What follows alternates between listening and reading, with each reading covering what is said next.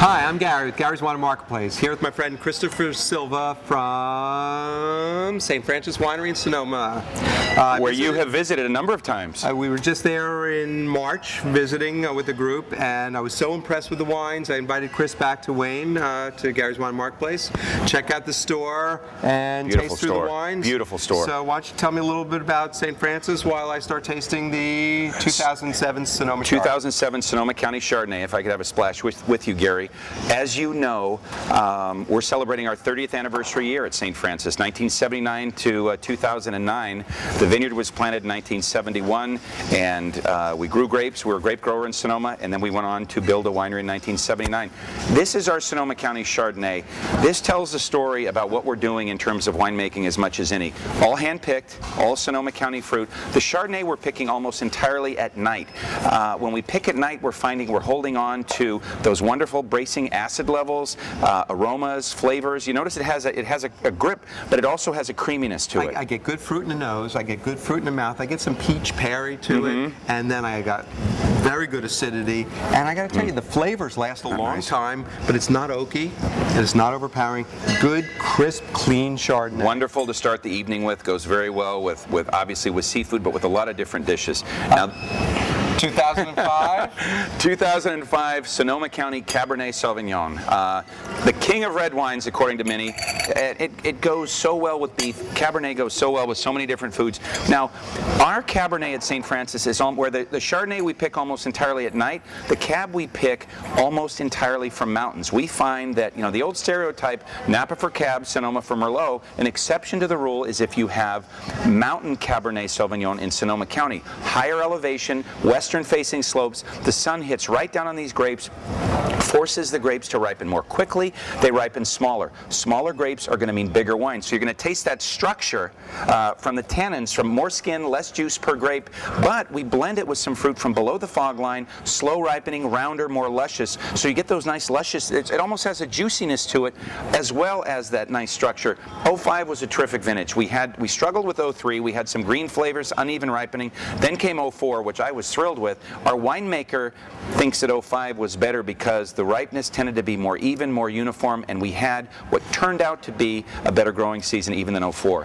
What I'm getting is a little bit muted nose, but as soon as you taste it, the flavors fill your mouth, and the finish it's still going. It's got good supple fruit. Yes. I think it's a great wine, got good value. 2005 vintage. Yeah. A lot of people are moving in 2006 and even 2007. Gives you a little bit more bottle age. I think it's a great opportunity. And it goes great with beef, despite that's a stereotype, but it goes great with beef, with lamb, with veal.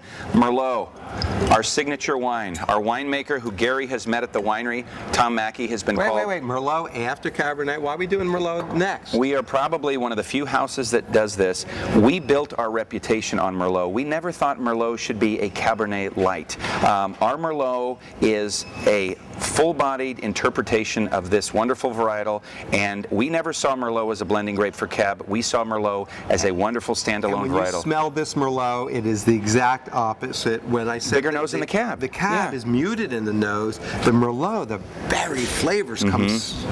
Some cherry, a good amount of berry, some spice. Nice flavor. Isn't that nice spice on the nose? This is unbelievable. Oh, this is a nice I'm wine. going to taste. You tell me a little bit more. Okay, this goes very well with the gamey meats, with duck, with veal, with lamb. It has that wonderful spice. It has some plums, some cherries. This got 18 months in primarily French oak barrels, as did the Cab. The Chardonnay got 7 months in French oak, but it just has such a full structure. It has spice. It has that cherry, that plum, a certain amount of lusciousness. We're very pleased with You know your the 05. wines, because this to me is not to say anything bad about the Cabernet. This is a step up.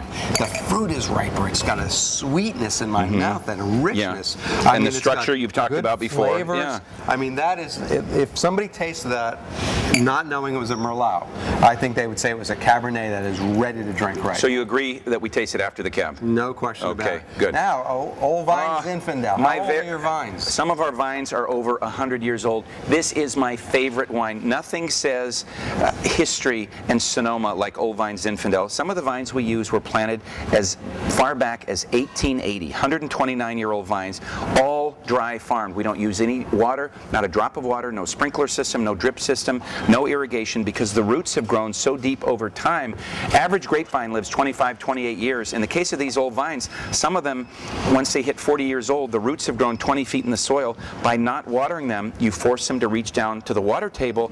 We get less than a ton to the acre. The berries have virtually no water in them. So much richness and concentration. As hard as these vines are working, you taste it in your mouth. You've got the sweet, spicy fruit that you get from Zinfandel. You got a lushness, and then I get almost a little raisiny on the finish, you know, which I like in Zinfandel. Within a balanced level, though. Oh, not over the top. It's not overly ripe, and it's not. I don't get alcohol. I didn't get the hit of alcohol, and I just had this vision of a bunch of people sitting around Thanksgiving table having turkey and gravy and all the fun things that Thanksgiving. Now this was 06. We got Zinfandel tends to be a notoriously uneven ripening grape. 06 we got some beautiful ripe fruit. Last month in Food and Wine magazine they called this the epitome of supercharged California Zinfandel, the St. Francis Old Vine Zin. We've gotten a lot of attention on this. We don't water the vines, but it is also one of the few wines we age in strictly American oak. Our winemaker feels that American oak is going to impart characteristics that are stylistically compatible with the Zinfandel. Cedar, leather, tobacco box, even pencil shavings that goes well with some of those wonderful spicy notes. This is the perfect Thanksgiving wine. I couldn't imagine the Thanksgiving table without the Zinfandel. It picks up so many different flavors on the table. I've never eaten pencil shavings, but this wine is supercharged. I'm Gary with Gary's Wine and Marketplace here with Chris Silva. What a pleasure. Charge out to the store to buy these wines. Good health, everyone.